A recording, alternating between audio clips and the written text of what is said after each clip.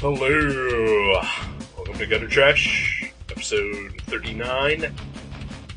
My name is Eric. My name is Jason. Sweet. Good to know ya. Oh, all about you. Okay, hey, what's up? I was motioning for you to keep singing. Oh, I don't know any songs. You were just singing right now. I think that was a jingle. A jingle? Which ad was that? Getting to know you, getting to know all about you. Oh, okay. What is that? Is that an airline? Or pasta. I'm not sure. Yeah, it sounds about right. One of the two. One or the other. Airline food, maybe. I've not had pasta on an airline, but I've never been on a plane, except for at the museum. Only time I'll probably ever be on a plane. you'll go on a plane eventually someday. I don't know. Well, I don't know. You're currently, dating someone. I am dating someone. This is new. Yeah. And, well, it's not really new, but, you finally, cemented the fact that, you're dating. Yeah. Yeah, even though you've technically been dating her for like 2 months now. And, like 3 or 4 weeks. No, it's been 2 months. No. It had to. No, it was like sometime in July. No, it was in June. Definitely not. It had to be. No way. Yeah, it did. Because like the first time we ever hung out was when we saw Transformers. Right, which came out in June. Did it? Yeah. Okay, 2 months it is. Yeah, because when we recorded the Public Enemy episodes, the first weekend of July, was it? that was when you were sort of, I think 3rd or 4th date by that point. Okay, Yeah. right. Okay. Yeah. Wow. Time flies. Yes, it does. Wow, I thought it was like a week ago. But the point I'm making is, you're dating this girl, and, if it gets to the point where, who knows, maybe this will be the one, and you'll get married, go on a honeymoon. Only a jackass would stay in Ohio for a honeymoon. Well, there's plenty of sweet places in Kentucky. First Kentucky Fried Chicken ever, exit 29 off of I-75 South. But you've already been there. Not together, though. You want to start out your new life experiencing things together for the first time, not things that you've already seen. It's been blocked out of my memory. I haven't been a vegetarian for so long. When I was there, all I ate was chicken. So now I'll just eat mac and cheese and coleslaw. It'll be a completely different experience. Didn't you go there like a week ago? KFC? To the KFC at the first KFC? No, last time I was there. No, it was like you and your cousin went on like a road trip like a year ago. Oh, no, we went to, really, really similar. We went to a Catholic church in Alabama. No, but you drove to Alabama, you have to pass through Kentucky. Right. We didn't stop there, though. I could have sworn you did. No, for Are you sure. sure? I'm positive we didn't. Yeah. Then why did you tell me? I've already told you about it because we passed the exit. And I was like, oh yeah, we saw the sweet exit. That makes sense. Yeah. And, we mostly ate I think we ate we ate at Popeye's chicken, I think, but I had beans and rice. Yeah, you and your cousin. Maybe my cousin. Okay, because you and I have stopped on our way to Chicago and had Popeyes. And met some creepy guy that showed his porn on his phone. Listen to the Windy Sody episode. It's around episode 4. That guy was awesome. That guy was awesome. We're going there again in September. You want to? We have to stop. Well, you think he still works there? He shows porn to the customers. He did seem like he was the manager there. Maybe he owns the place. Maybe. No. And I can't imagine that guy has anything better going for him. Hey. Hey, I wouldn't knock owning a Popeyes. I'd eat all the free biscuits I want. Fucking and beans and rice, yeah. I love some rice and beans. I got some rice and beans yesterday. Really? I call it beans and rice. You call it rice and beans? Yeah. Okay. Well, I'm Puerto Rican. Oh, yeah. Think that matters at all. Oh, okay. Well, actually, it does, because when they say it, it's arroz y frijoles or whatever. Frijoles is beans. Yes, it is. I do know that much Spanish.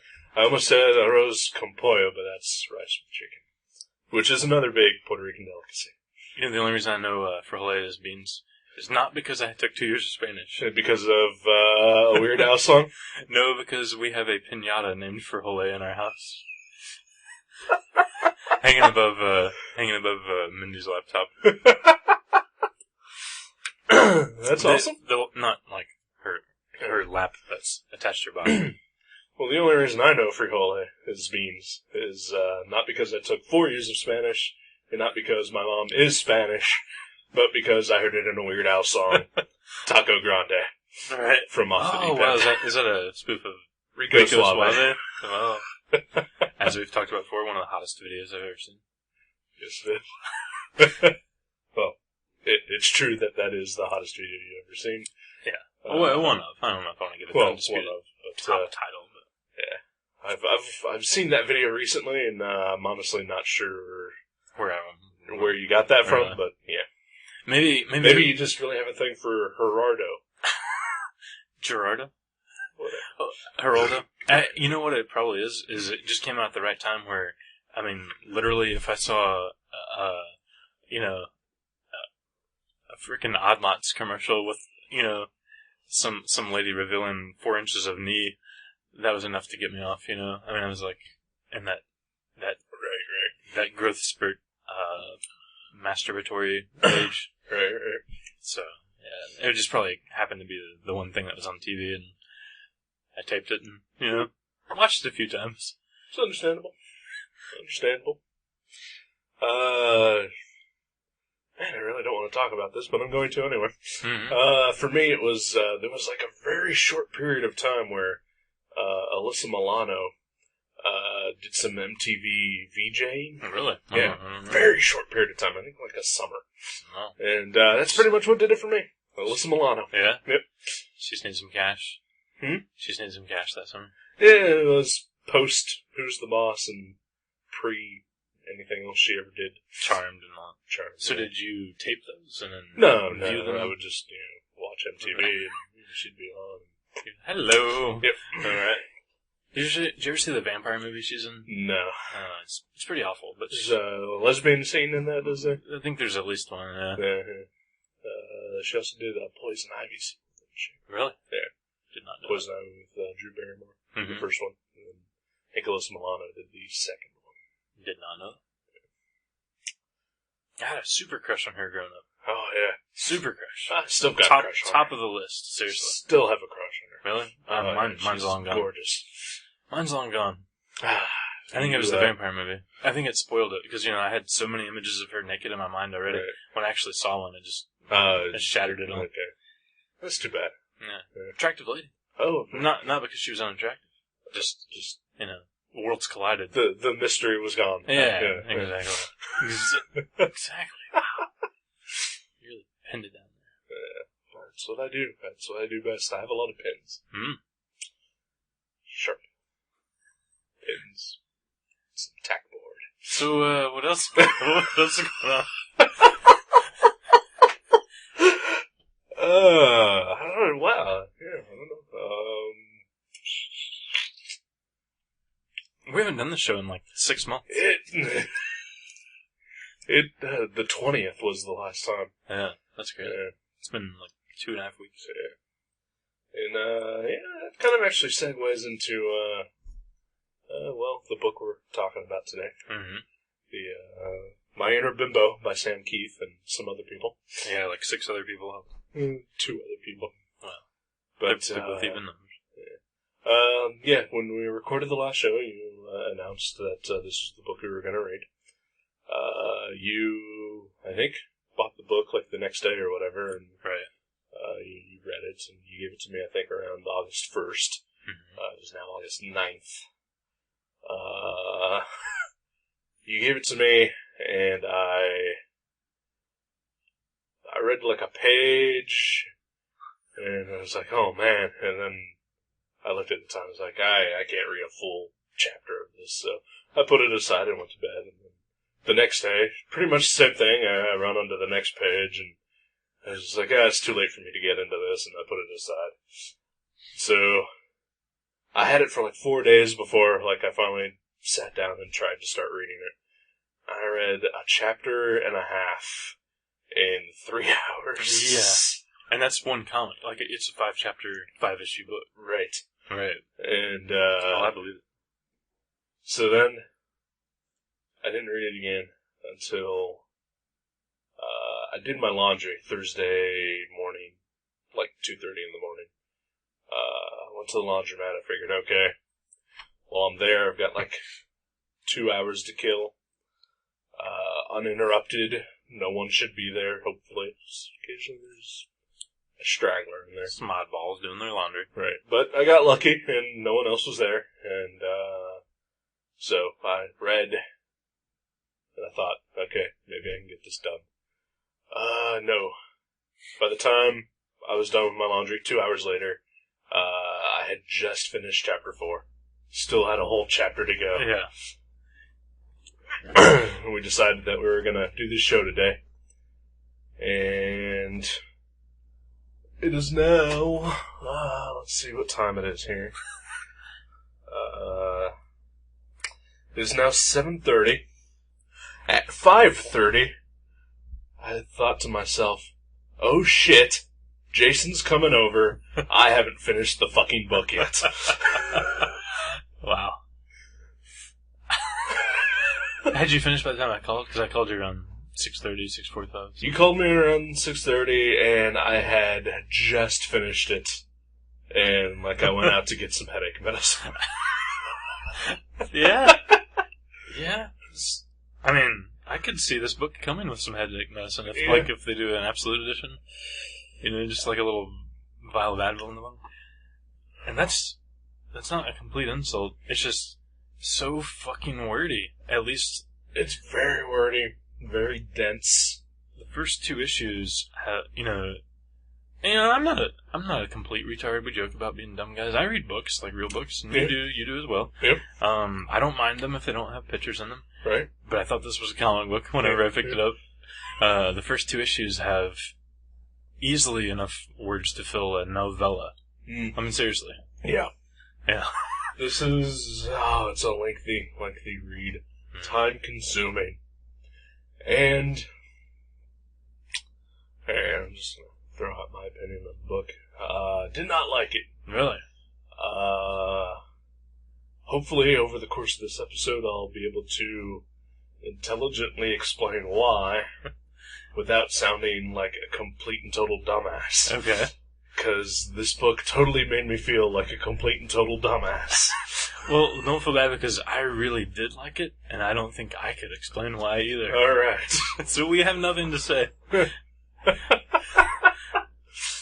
No, I mean, I have clues about why I like it. I think it's definitely something that I have to read 2 or 3 times in order to, have it all solidified, because I've only read it the one time. Because that's all we had time for. That's all we had, yeah. Yeah. It's not like Second Thoughts where, you can read it 4 times in a day. Yeah. Just, in various trips to the bathroom. Yeah. Right. Yeah, it's a different animal, that's for sure. Yeah. It's a beast, one might say. It just seems kind of like Sam Keith is pouring out his, frustration, his gender role frustration, and, just his, not misogyny, but just his women issues in general. Right. And it seemed like it was kind of abstract and just, off the cuff or a stream of consciousness sometimes, like the writing and the drawing. Yeah. Because the drawing changes, the art changes styles almost like you're watching Natural Born Killers or something. I mean, it's goes from super painted, awesome, crazy to, minimalist, super sketchy. Simplistic, yeah. It's beautiful. Just a step above stick figures. Literally, yeah. And not page to page, but sometimes just panel to panel. Yeah. Oh, yeah. Sometimes it looks like... Well, I mean, he did have a couple, like you said... Let's see, what are their names? Josh Hagler and Leigh Dragoon? Leah Dragoon? I'd say Lee. Lee Dragoon? Yeah. But, they were mimicking, for the most part, his style anyway. Well, did you see the portion of the back about them? Yeah. I guess Sam Keith. I like Keith Sam, that's a good name. I guess he did thumbnails, and then they penciled what he drew, and then he inked over it and did ink washes and whatever else. So it's only kind of partially his art. Mm-hmm. And, like, some of the pages that they showed, I think the Josh guy did a fairly good impression of Sam Keith. Right. The Lee person, I think she just kind of did it in her own style. And it's a lot cleaner and simpler. Yeah, but then he did whatever he does to it. Worked his magic. Yeah, so... It's a beautiful book. It's like it's visually incredibly impressive. It's more like an art book almost. Yeah. With like diary notes or something. Yeah. Man, it's just... I don't know what the fuck it was. Well, I know that he had problems where, I don't think they mentioned, where the first issue, between the first and second one, there was a giant gap. And I think he may have like looked at it a few times and realized how wordy it was, because it seemed to... The pace quickened after the first issue. It still is pretty wordy, but But I mean, the first issue has as many words as any 2 issues of this other, series, and any of the other 2 issues. But yeah, I think it suffered a little bit because of the gap between actually not just it being published, but him actually doing it and working on it, figuring it out. Because it seems like.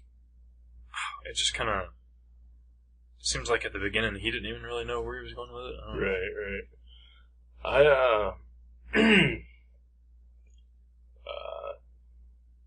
I get the feeling from it that,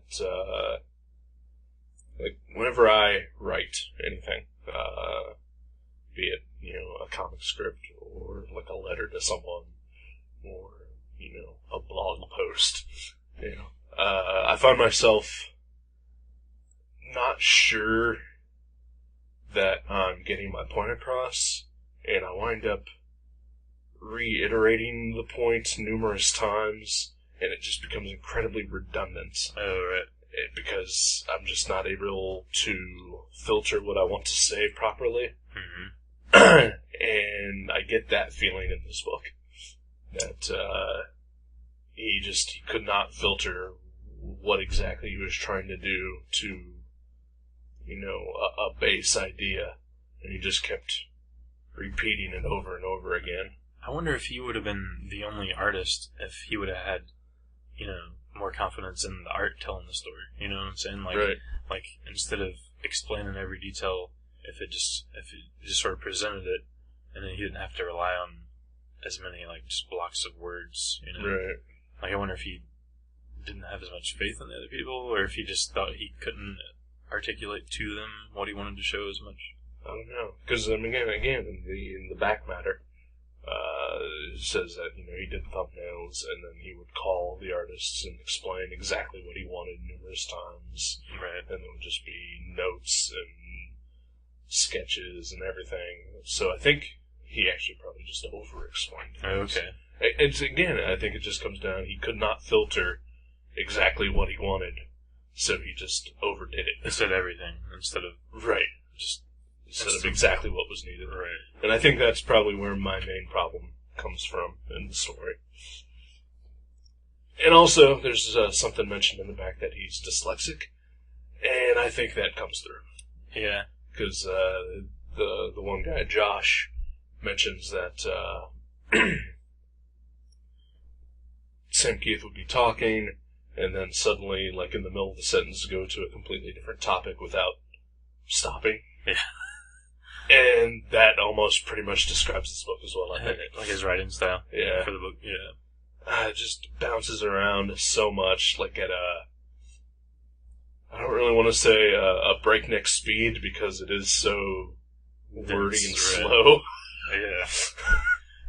But almost on a dime, it does completely change topic, theme, art style, everything. It kind of reminds me of Terry Gilliam, just how if you watch one of his movies for the first time, you're like, wow, I need to watch that 2 or 3 more times, because everything changes so fast, and there's always so much detail going on in the panels. I don't get that from a Terry Gilliam movie. Really? Yeah. Oh man, I think it seems like every time I watch one of his movies, it's just like everything switches and changes so fast. Oh, I don't get that at all from him. Really? I think he's very concise. Really? Yeah, I mean, I think he's weird and neurotic, and he definitely likes to have a lot of superfluous details in his stuff. Mm-hmm. Like, have you seen the 12 Monkeys DVD? The special edition DVD. There's a special feature, like a making of on it, about a hamster. Because there's one scene in the movie where, for like a split second, the shot opens on a hamster, like in a cage doing something, and then the camera zooms over to Bruce Willis doing something. And they wasted like 3 days trying to get the hamster to do what they wanted. Because that's what Terry Gilliam wanted. Right. So it's just like, it's that unnecessary detail that he just focused on. But, I mean, it doesn't add anything to the story, it doesn't take away anything to the story. Right. Whereas Sam Keith, I think, all his details kind of take away from exactly what he was trying to do. Okay. I can see that. I still, like, it still gave me the same kind of feeling as, well, whenever, like, the scene changes or, you know, all of a sudden, like you said, his dyslexia, takes hold and everything, I don't know, it just kind of, like, pops into another mood or style or whatever. Right. It kind of, I don't know, it just reminds me of, especially, like, Fear and Loathing in Las Vegas, and even 12 Monkeys. I mean, just, like, how the scenes change. You're like, oh, all of a sudden Bruce Willis is back there. And, it just kind of reminds me of his style for some reason. I'd love to see him direct a Sam Keith story. That'd be interesting, actually. Well, I don't know. I still disagree. Just because I think that Terry Gilliam gives enough visual clues to when he does do like a sudden change like that you're not lost. Right. Like, I've never been like confused while watching a Terry Gilliam movie. I've been bored as fuck during a couple of them, but you know, Brazil. Oh. But you know, I think he's definitely a storyteller that knows what he's trying to do. Yeah. Sam Keith, I think a better example to use, not exactly the same, but Warren Ellis is a writer whose work that I occasionally enjoy. Uh-huh. And occasionally, he puts out some horrendous shit. And more often than not, his horrendous shit stuff comes from his creator-owned works where he has no editor. Okay, right. And I think Sam Keith is like that. I think he needs an editor to help him focus. Because all the stuff that he does for Marvel and DC, while it can be as experimental as My Inner Bimbo or Ojo or The Max or anything like that, right. It's also able to distill everything that it needs to say and get to the point. And by the time you're finished with, like, you know, the Wolverine Hulk crossover, which was super fucking weird, right? But, you know, it was good, and it told the story it was trying to tell. Did he write that? Yeah. Okay. I don't think I've ever read any of his Marvel or DC stuff. Some of it's alright, some of it isn't, but, I think him having an editor helps him focus his energy, and I don't think he had an editor on this. Right. If he did, it was probably just, good job, Sam! Yeah, keep those pages coming. Right. Yeah, I could see that. I mean, yeah, he's definitely, I think, more of an artist than a storyteller. Yeah. And, I mean, he's got some great ideas, like characters and situations. But he definitely needs someone to guide him, I think. Right, yeah. And I think this book could have benefited greatly from someone to just sort of keep him on the rails. Right. Because... if there's one thing we hate, it's people getting off focus. Oh, yeah. Off topic. We can't stand that shit. It's like this one time.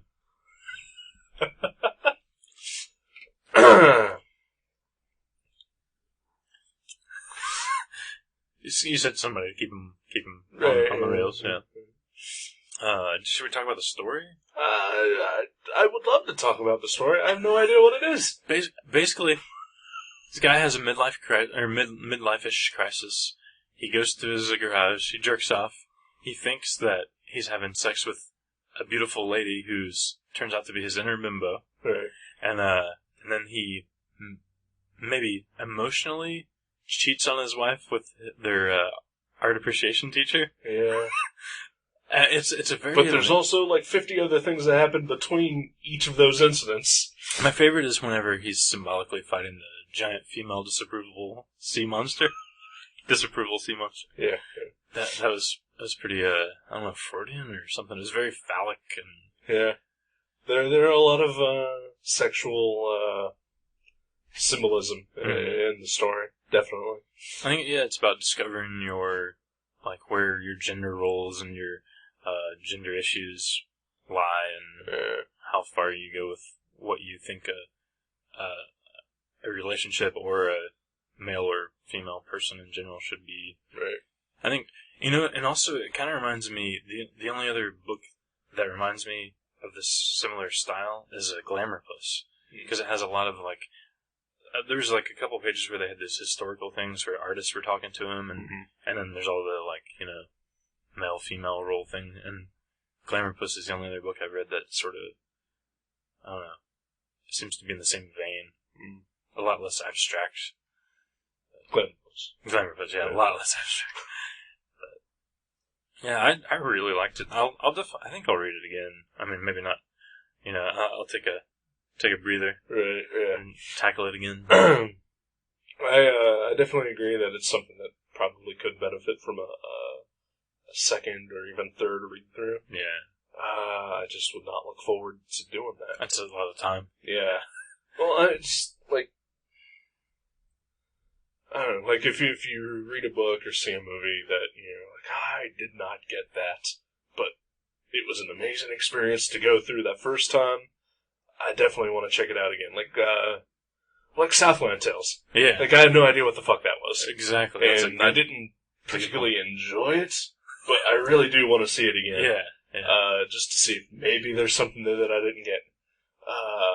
With this, I don't really want to go through that trouble. Yeah. Like, I know that if I did, I probably would be rewarded for it, but I don't want to put that much effort into this. Yeah, it could go one of two ways. It's either there's so much going on that it warrants multiple readings, or it's so abstract and just id-release that you're never going to make sense of it even if you read it 12 times. Right, it's one or the other. I mean, there's coherent scenes and narrative and linear things, but that's not most of it. Not most of it. Yeah, it bounces around a lot, and some things just seem completely unrelated to anything. And I know that this is part of, like, some sort of trilogy that he's doing. Yeah. Ojo was the first part. Right, that good little girl from Ojo's in this briefly. Is she? Yeah, I think she's like the granddaughter that shows up at the end or something. Okay. Yeah. Which is another part that I totally didn't understand. I think that was unnecessary to have. Yeah. To have it tie in. I mean, it almost seemed more like like, hey, look, everybody that read this other series, here's this one character for 2 panels. Right. And it's like, it doesn't seem to really connect. Yeah. So, I mean, I love Sam Keith, I really do. I think the comic book industry is better off for having a Sam Keith. For sure. Even if the only thing he ever does from this point on is mind-bending absolute crap. It's gonna be at least pushing the boundaries of what comics can do. And for good or ill, thank God we have him. I know you're a big Max fan. Yeah. Not really even a Max fan. I just love Sam Keith. Okay. Yeah. Sam Keith first, character second. Yeah. I'm excited about his Lobo thing. Oh, yeah. And hopefully that'll make sense. Anthrax Scotty. Yeah. Yeah, I don't know how well of a writer he is. I guess he writes some of the lyrics, but... Right. I don't... I mean, I dig some of Anthrax lyrics, and I, chuckle when they sing about Judge Dredd or, The Stand or whatever, but I don't really like Anthrax primarily because of the lyrics. Right, I like it because they kick ass. Right, yeah. So we'll see how that goes. Yeah. Well, there's always the sort of point of view that, a creative person could be creative in multiple avenues, He just, chooses the one to focus that mostly in. Right. Such as him being a guitar player. Yeah, that's true. he may have a hidden writing talent that has to this point been unexplored. I don't know. Mm-hmm. But, he couldn't have chosen a better artist to be paired with for his first outing. Yeah. It seems like a good mix of styles. I'm pretty sure that if it was like, Scotty Ian and Jim Lee or Anders Nilsson or Anders Nilsson, I probably wouldn't give a damn. But the fact that he's working with Sam Keith, I would have picked up anything that he does. So, good on Scotty and I guess or the editor who paired them together. Mm-hmm. That's cool. Yeah. I don't really have anything else to say about the book. I liked it. Don't quite get it all the way, but maybe I'll reread it and I'll have an epiphany. Yeah. Well, let me know if that does happen. Because, if you can figure out what the hell it was about, I would love to fucking know. Well, at the very end, too, I don't want to, spoiler, when their cat's dying. Right. It's not really a spoiler because that's like on the third page of the book. The cat tells you he has cancer. Yeah. But Lo, the male in the character, he sort of, quote unquote, becomes a man, and he fights through his, he's having like a stroke or a heart attack or something, and he shows up, and he drives himself to the vet to the hospital. Right, as the I thought he drove himself to the vet to see the cat. No, he drove himself to the hospital because he was having a stroke. But he sort of manned up. And, he didn't need his wife to take care of him, because he was always afraid, whenever she'd leave the house and whatnot. So that is, the basic theme of the book, I think, if you could distill, is that it's him overcoming the fact that he feels so inadequate and underpowered against his wife, who's, 17 years older than he is. Right. And him trying to learn to come through that, but there's just so much other stuff. Yeah, it's like you're peering into this cauldron and you're looking for the one main ingredient, but there's just a million things, and you're trying to sort out what's in this cauldron. Yeah. Do you think this is kind of pseudo autobiographical? I'm curious. Yeah. I mean, especially if he spent that much time and phone calls back and forth and all the details. If it meant that, much personal, on a personal level to him. So I know this isn't the first time he's done that sort of, focusing on gender roles and stuff like that. For Women, I think, was the one that he did that had something to do with that. It's been a while since I've read it. And I think even Zero Girl had, some of that in there as well. Mm-hmm. Actually, that had a young girl and an older man in that story. So, Yeah, I don't know much about him as a person. He's very, he doesn't do a lot of interviews, and at least I've not seen very many. And everything about him personally that I know, that I've seen from him, he's always just very,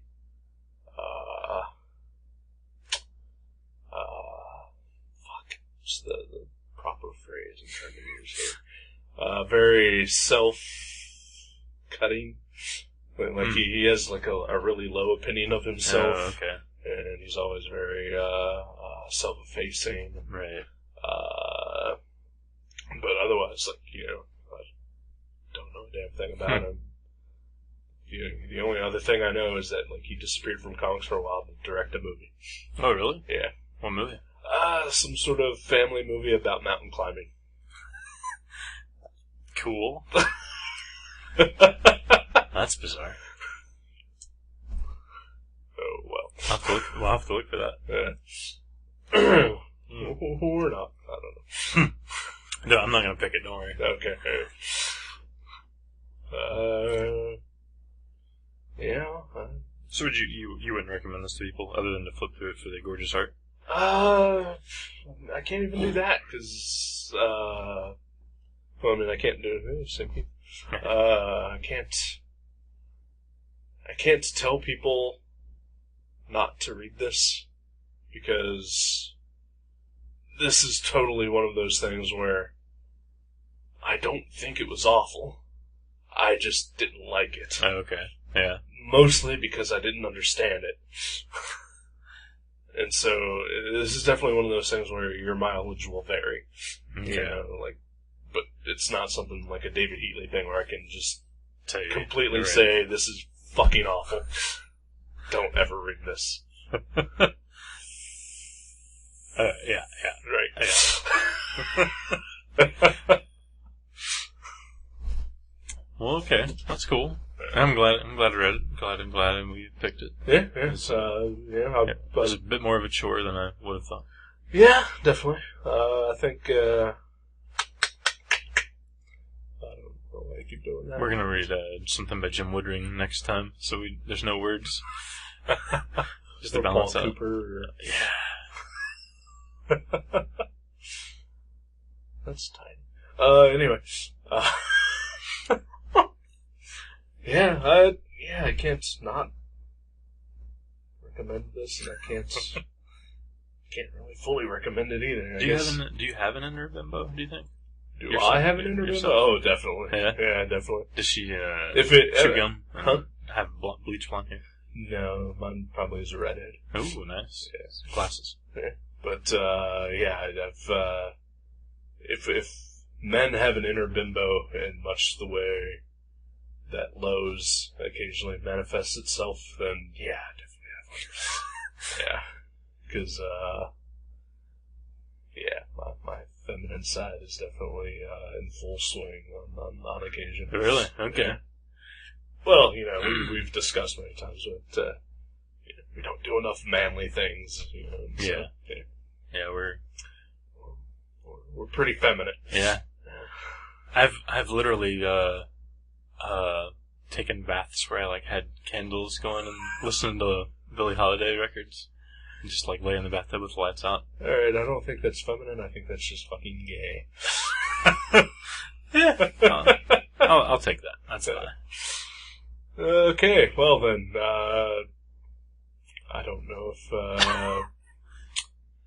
well, I've definitely never done that. That's pretty much all I can say about that. Huh? Yeah. I don't know if this is gay or not, but I got naked in the woods today. Depends on the circumstances. I was with another dude.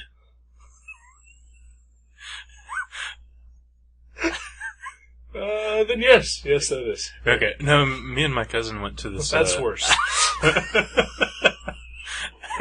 We went to this, outdoor, I think it's a nature reserve, but there's this big, creek that goes through it. And we changed clothes under this bridge into our, swimming trunks and just, played around in the water in the creek and, fished. We didn't fish, but we, tried to catch crawdads. He caught one, and it reminded me of being, Shuck it?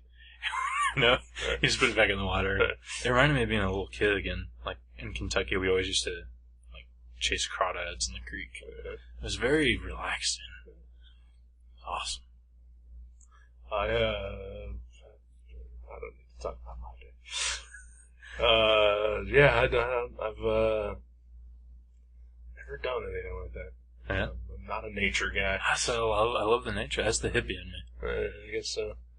When I used to go on vacation with my parents, we used to go up to this cabin up in Michigan, northern Michigan. Mm-hmm. And it was, in the woods, and there was a river, right out back, right off the porch. And so, we'd just sit around, we would watch TV or anything like that entire week. We would just sit around, listen to the radio, and watch the river. Oh, that sounds great. It was awesome. I certainly wouldn't, want to be in that situation all the time. It take 45 minutes to get to the town nearby. This wasn't too bad. This was in Tip City. You could drive there in less than half an hour. I'm just, I'm a city guy. I'm not a nature guy. Yeah. Well, I can appreciate nature. I just don't want to touch it.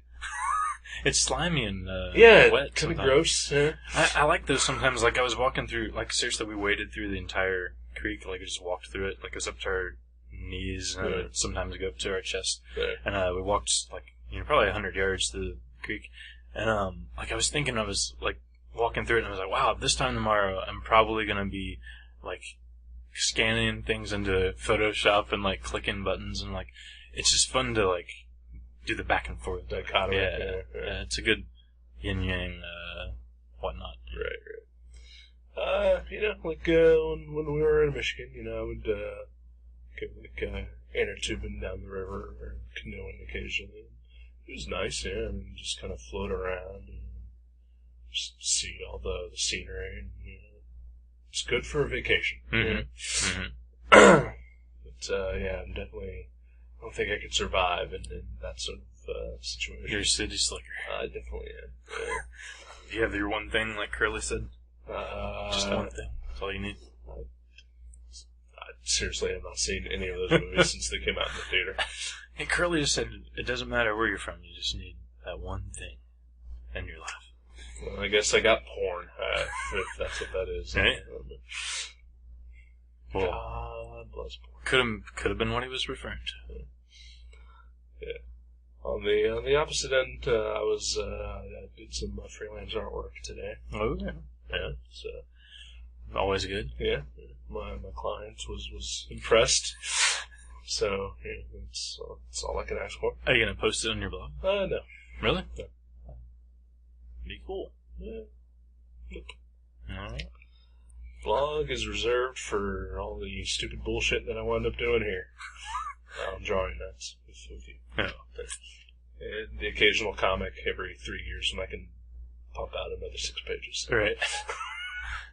Hey, it's a breakneck pace. I like it. I respect it.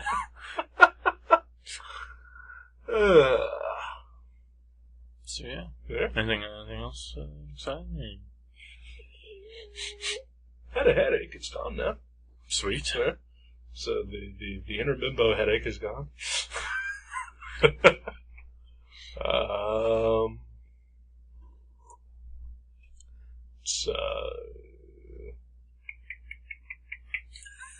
It was my dad's birthday this past week. Happy birthday, Dad. Yeah. I mean, your birthday's coming up, too. Yeah, it is. Actually, on probably the day I post this, it'll be my birthday. Yeah. So, happy birthday to you all get a present on next birthday. Yeah. Wow. Plus, I'll update my blog on that day, too. Wow. Yeah. So, that'll be a Sean Bourne day, indeed. Indeed. I've got one present so far. Yeah. I don't particularly enjoy presents on my birthday, but right. I certainly didn't ask for any, and I got a pretty awesome one. Yeah. Describe it. Huh? Describe it. Okay. It is a piece of commissioned original art from the artist and writer behind one of my favorite mini comics, One Year in Indiana. Which is, I think I've talked about on the show before. It's about a death metal vocalist who is forced to live in Indiana for a year. A fate no one wishes upon anyone. It's true. And so the drawing is of the main character from that series, story, whatever, with the 3 generations of Blue Beetles. Blue Beetle being my favorite superhero. Without a doubt. Without a doubt. Without a doubt. And Beetle Bailey. And it's fucking awesome. Yeah. And it's inked and then super nice detail. He's got a sweet stippling style. He does. I'm really impressed with how that turns out. Like, even like in the actual series, he does put that amount of detail into some of his panels. Oh yeah. This, however, the Blue Beetles have the added detail of their junk showing through their costumes.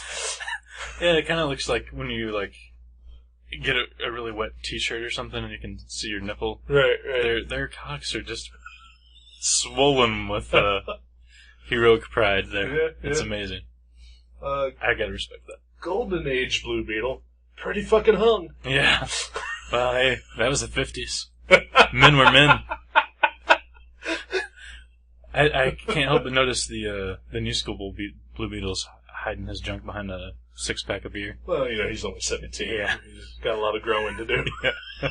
He's got some hair in funny places, but that's about it. It's really awesome. I'm super impressed with it. You know the guy's website. Mm-hmm. Pungentbasement.com, I think. Okay, is it? I think it's Pungent Basement. Right. Maybe it's the Pungent Basement. Search for Pungent Basement. Yeah. 1 year in Indiana. Or 1 year in Indiana, yeah. But yeah, it's awesome, and my good friend Jason got this for me. Oh, really? Yeah. Oh, that's nice. So I'd like to give a shout out to Jason. Thanks, man. No problem. And also to Kurt. And, We can say hi to Kurt. for actually doing it, Yeah. right? Yeah. But yeah, my pal Jason commissioned it specifically for my birthday. So Very cool of him. Very cool. yeah. All right. So yeah, that's the only things I got going on. Let's take a break. Okay. And This fucker. we'll regale some more inane, retarded stories. Yeah, I think I might have one actually. Good. All right. 2, 1, 2, 3, 4.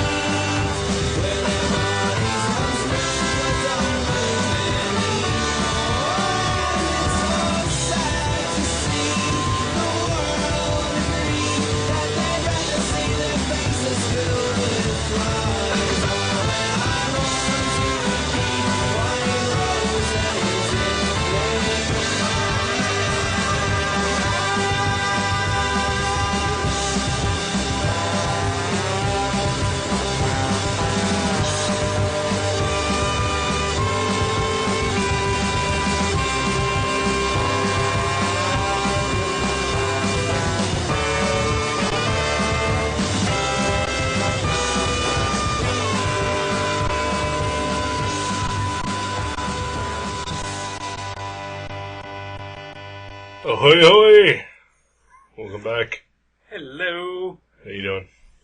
Of course, I'm you're refreshed. drinking as soon as I fucking start talking. Great. Yeah. Professional. Wonderful. Hey, I'm not getting paid for this shit. So, you teased us that you might have a story to tell. Oh, yeah. I mean, this is like a sort of story. You know how my car was in the shop like a week ago. Right. You remember that? So for a couple days, I was kind of just like riding to work on my bike. Uh-huh. And, and so I dropped my bike off. Long story short, my bike ended up at my mom's house, and I had my roommate drop me off there so I could ride my bike home. And he drove my car home. Uh-huh. and consequently, in the 20 minutes that it took him to get home in the car and then talk to me after I got home, he lost the key to my car. So for like 2 days I didn't even have my car key. But anyway, so I'm riding my bike home, and this is like last Wednesday or something when it was really rainy outside, but it stopped, so I had him drop me off. I get on my bike, and I start riding down the road, and, there's clouds overhead, and I was like, I can beat this rain home. I can get there. But I get, like about a half a mile from my mom's house, and I can feel it sprinkling. I'm like, oh shit, I gotta pedal, because, I live, I don't know, 2.5 miles, 3 miles away, or something like that.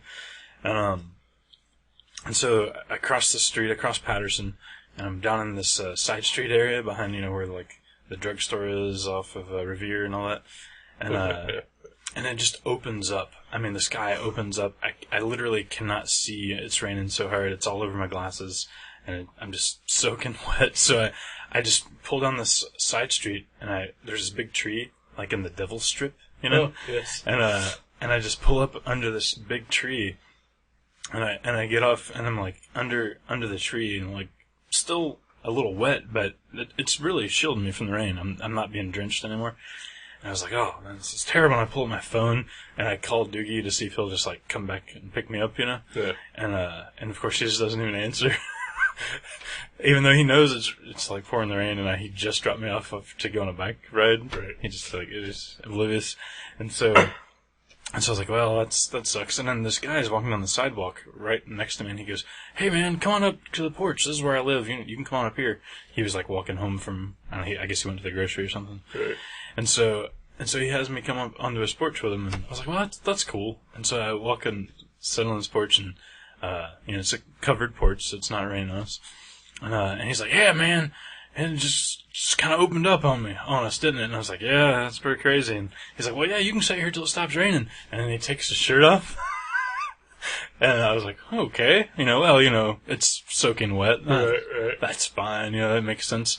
And I see his, like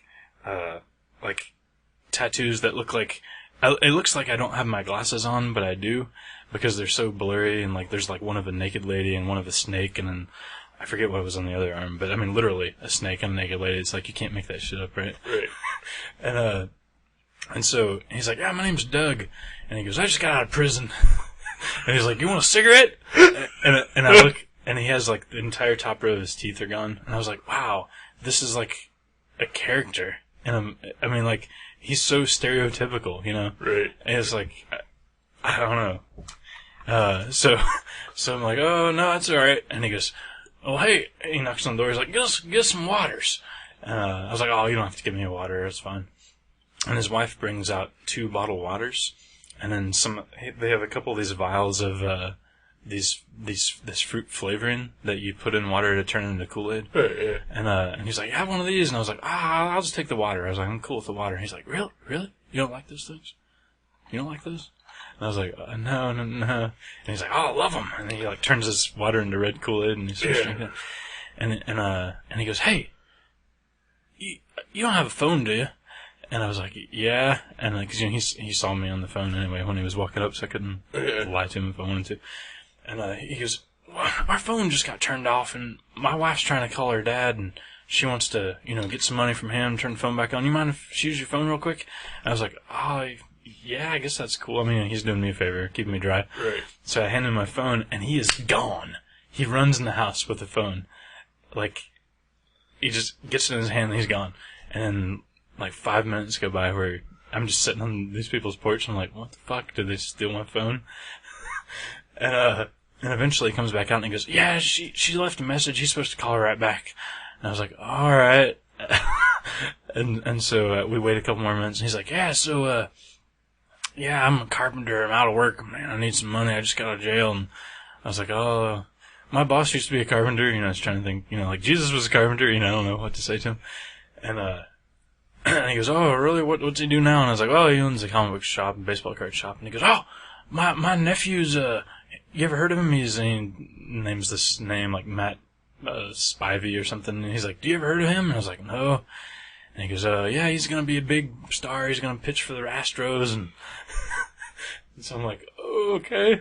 I never heard of him. And he's like, "Oh man, whenever his cards come out, I'm gonna make it rich. I'm gonna sell all his autographs." And he goes, but anyway, do you know anybody that wants to buy an air conditioner or a stove?" And I was like, "Are you serious?"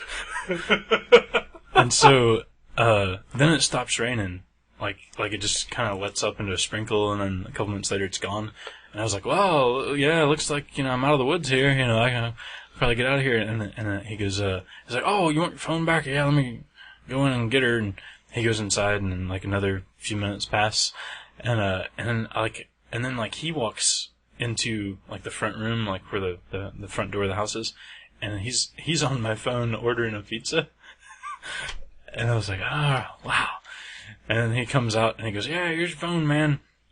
And I was like, "Oh, sweet, thanks." And I just put it in my pocket. I was like, "I'll see you. Thanks for giving me a dry spot." And I run out and I get on my bike and,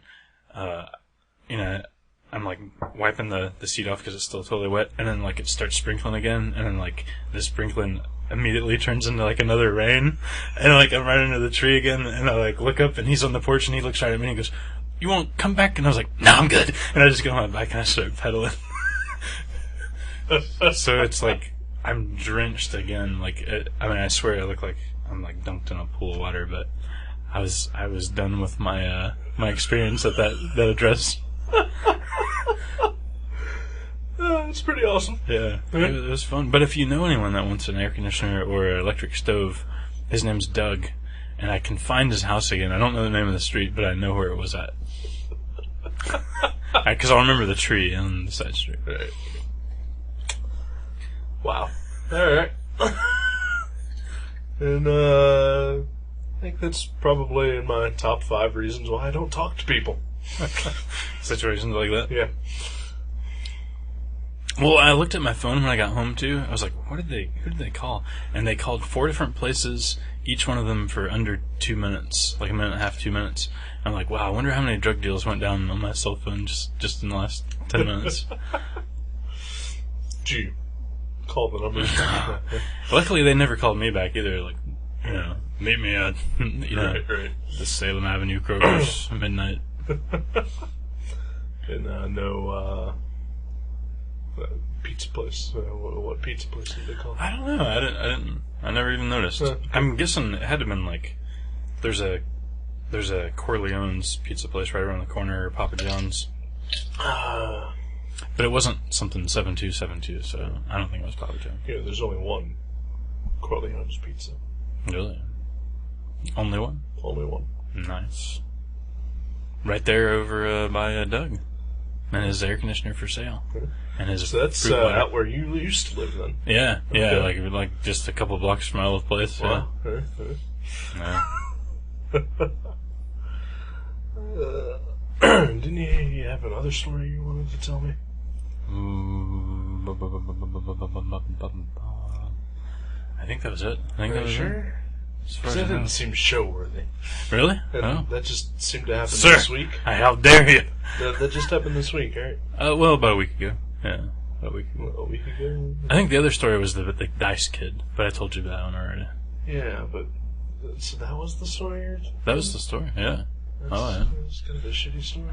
It was an experience. The dice story was so much better. No. Sorry. Alright. You just don't know a good story. That was a good story. That dice story was pretty good. I was scared when you told the dice story. Sure. Tell that story. Yeah. Okay, well here's another story for you guys. Story time. Story time, double story. We had a carnival in our parking lot for some weird reason. Like literally games and rides and cotton candy in the parking lot where I worked the other day. Never happened ever. I've been there 18 years. That's never happened. Right. And so this is on the weekend. So on Saturday I work. This kid comes in. He's like a 7-8 year old kid, and he's like the the spawn of one of the carnies, and he's Carney spawn. Carney spawn. Wow, that's a hard compound word. So he comes in and he's like, and he has this weird accent too. Like I can't tell if he's from New Orleans or Australia, or, white trashy, yeah, probably. Yeah, it's kind of white trashy. And he's like, "Do you guys have any dice?" And I was like, "Oh yeah, we sell dice." And I was like, like 6-sided, 20-sided. What do you need? He goes, 12-sided. And I was like, "Okay, yeah, we've got a big vat of 12-sided dice." And I take them back and show them to him. And there's 30 or 40 of them in there. And he goes, "All right, I'll take them." And I was like, "Well, they're 75 cents each, young man, And there's probably upwards of 40 of them in there. And he goes, "Oh yeah, well, save them back for me. I'll be back whenever we get some money."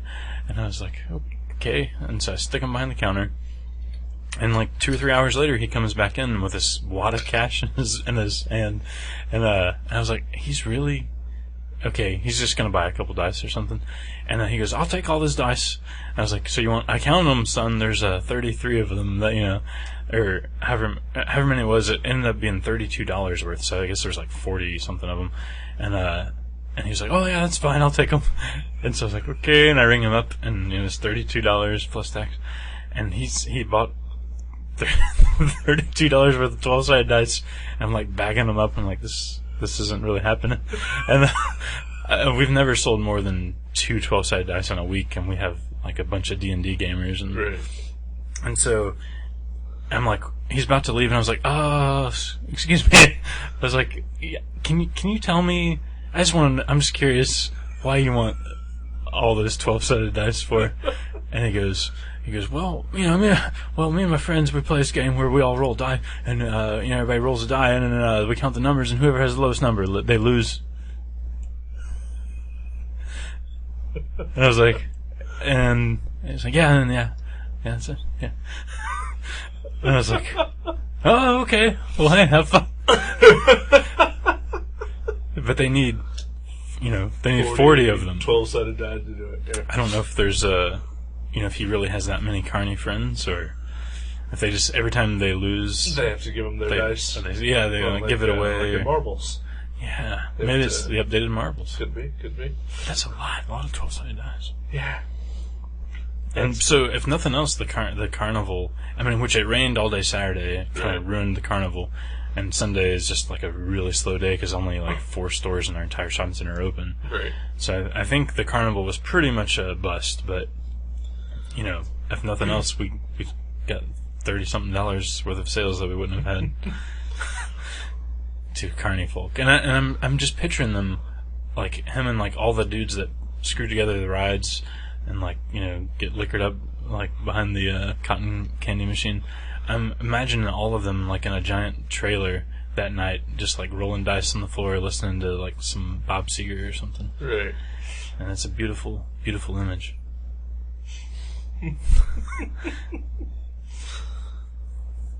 That sounds awesome. Alright, I'm done telling stories. Alright. I have no real stories at all. Well, the other story, I was like actually scared for a second, like right. I was like, I'm gonna get in trouble here. There's drug deals. There's a guy trying to get me to, I don't know, hang out on his porch and share fruit water with him. I don't know. Maybe it's not as scary as it was in my mind. Oh, I can feel your fear. Yeah, I sympathize. I empathize. It's just, I just felt trapped. I guess trapped was the word. Right. It was a man versus nature, a man versus creepy ex-con guy. Right. I'm just saying that, for the build-up, that you wouldn't tell me this story, like, like the day after it happened or whatever that was.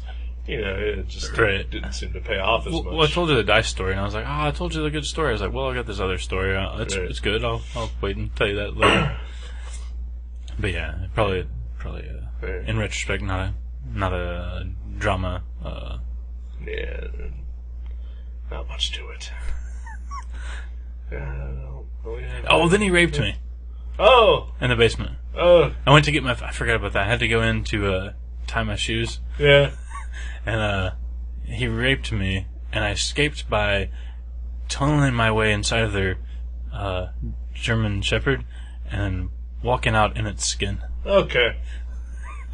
Okay. I forgot about that last detailed part. I think that would have had more impact. It's kind of the crux of the story. Yeah. Yeah.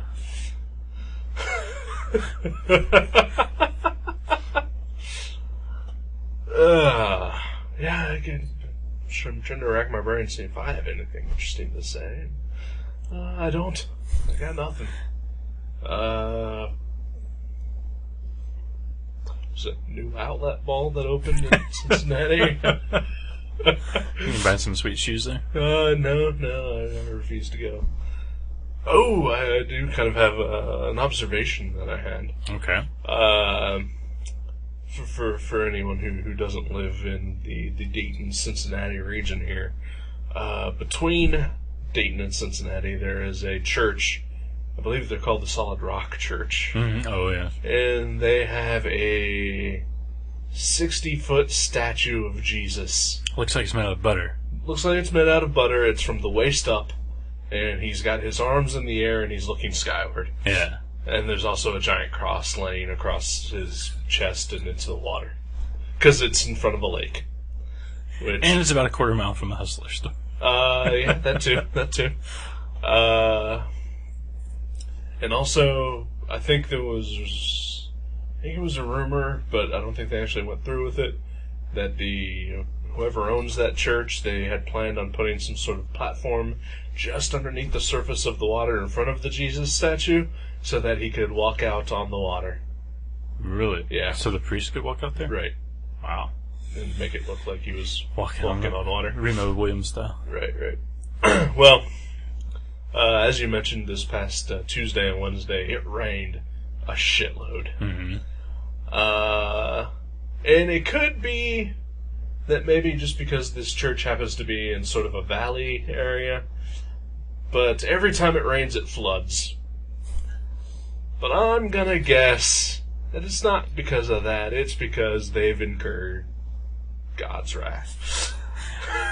About making the preacher look like he's, Well, that and, the giant blasphemous, idol. Yeah. Yeah.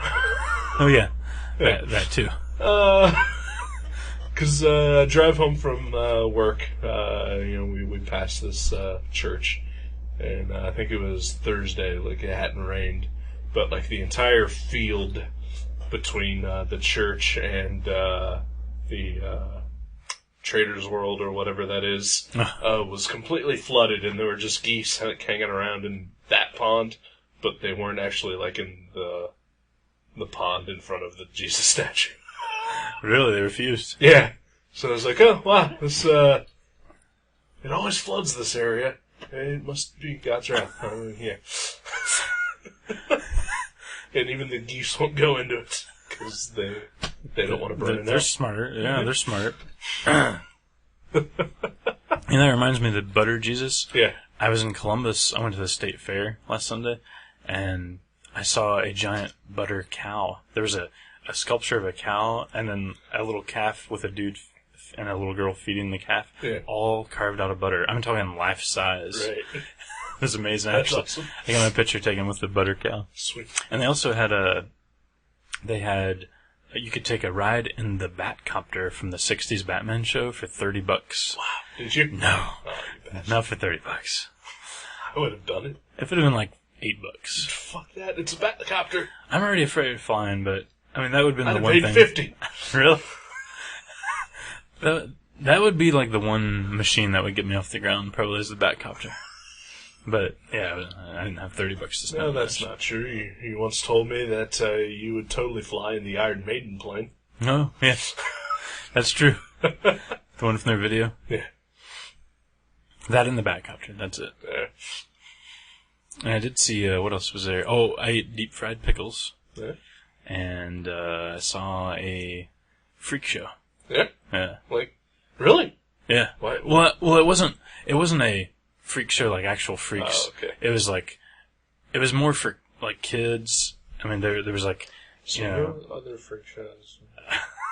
Well, like one of them supposedly got their head chopped off and was still talking during the. I mean, it was like just kind of like an illusion, magic show. Yeah. Kind of thing. But there was a sword swallower, and they had some like old freak photos and like stories and like in a glass case where you could like read about them, and that was kind of cool. It was, you know, it was not amazing, but it was pretty cool.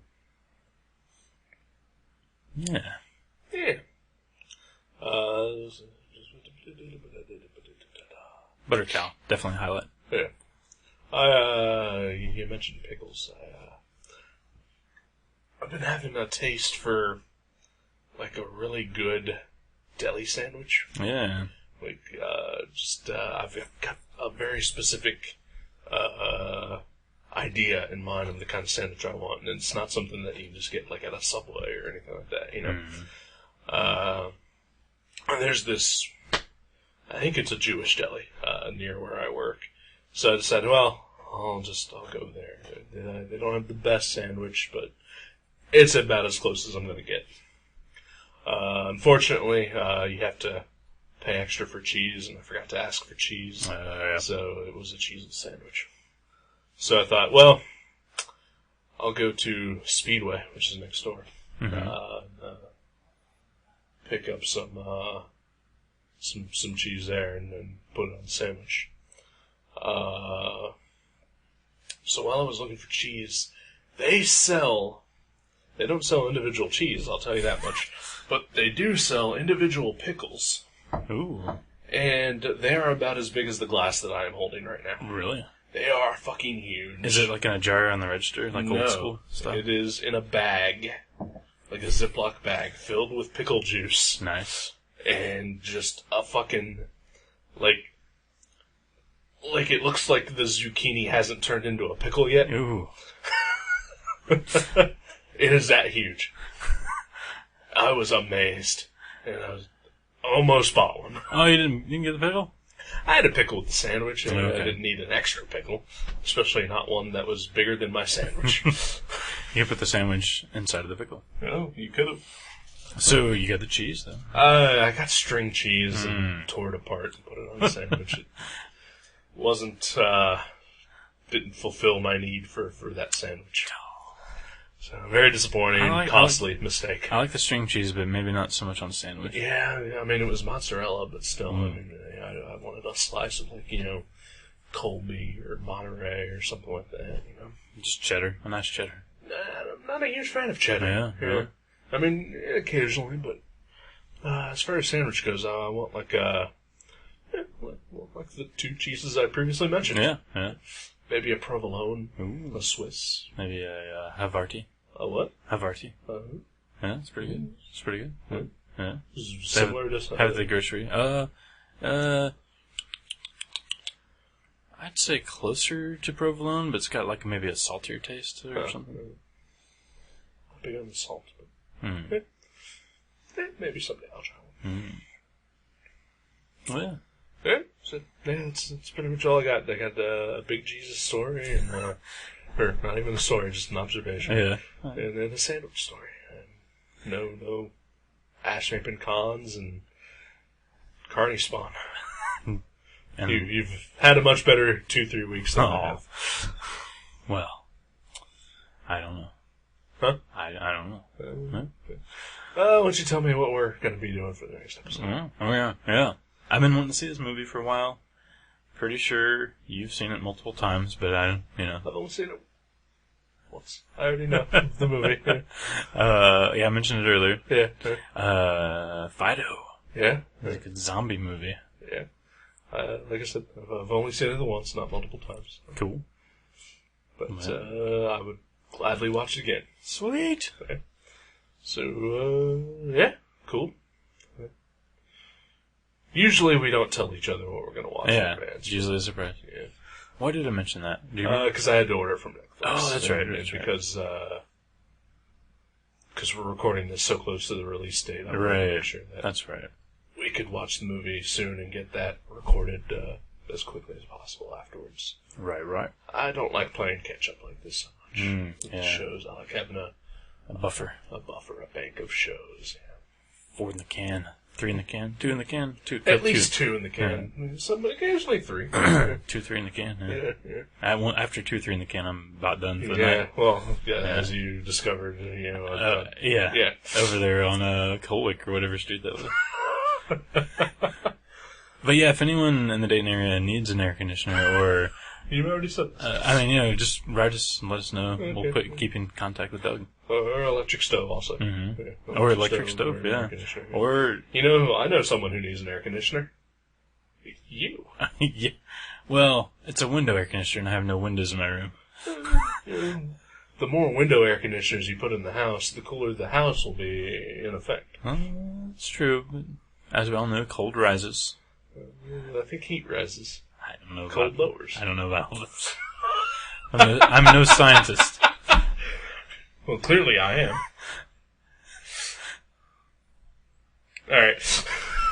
All right, Fido. You hungry yet? I'm kind of hungry. All right, let's go get something to eat. And next episode, Fido. Fucking A. Fucking A. Thanks, everybody. Thank you. I swear I won't tell any more stories next time unless they're genius. Yes. Or maybe just don't tell me in advance that you're saving a story. Okay. And you build it up. You're like, what is going to happen? This is going to be amazing. I know. I was totally, yeah. I think my expectations. It was like when I saw The Dark Knight. Right. Just all the expectations for it, and I was just ultimately disappointed. Did you go on Newsrama and everything to look at Jason's stories? See what? Yeah. See if I posted anything. Yeah. I can only find stuff about Jason's quest. Oh yeah. Okay. Yeah. Ooh, thanks for the plug. I like that. All right. Goodbye.